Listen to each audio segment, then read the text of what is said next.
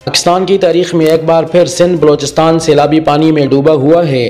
दूर दूर तक ज़मीन का खुश टुकड़ा तक नज़र नहीं आ रहा।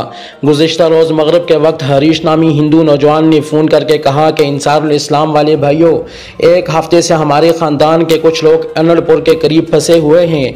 हम तो निकल आए लेकिन पानी ने उनको निकलने का मौका नहीं दिया। मालूम नहीं वो किस हाल में है, मेहरबानी करके उनको बचा लें। इंसारुल इस्लाम के 20 रज़ाकारों को अब्दुल रज़ाक आबद लाखू साहब ने उस हिंदू नौजवान हरीश के साथ भेजा। जमीयत के रज़ाकार वहां पहुंचे, रेस्क्यू किया, लेकिन उनकी हालत काबिल रहम थी। बस वो ख़ानदान तो बाहर निकाल लिए, लेकिन वो मंजर ज़िंदगी भर याद रहेगा। खुदा के लिए इन सैलाब में फंसे हुए कई दिनों के भूखे और बेयारो मददगार पाकिस्तानियों के लिए आवाज़ उठाओ।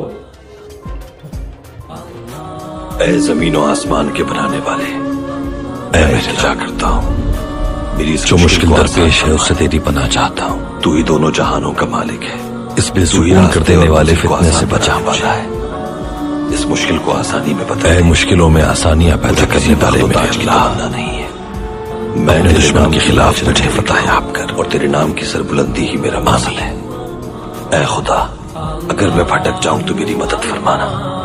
ऐ मेरे परवरदिगार, मुझे भटके हुए लोगों के रास्ते से बचा और दुनिया के शर और आफतों से महफूज फरमा। शैतान की पैरवी से बचा और जिल्लत की जिंदगी से मेरी हिफाजत फरमा। ऐ अल्लाह, मुझे हक और सच के रास्ते में शहादत की मौत अता फरमा। दोस्तों, अगर आपने JNP मीडिया को अभी तक लाइक और सब्सक्राइब नहीं किया तो सबसे पहले लाइक और सब्सक्राइब करें और इसके साथ इस वीडियो को खूब शेयर करें। शुक्रिया।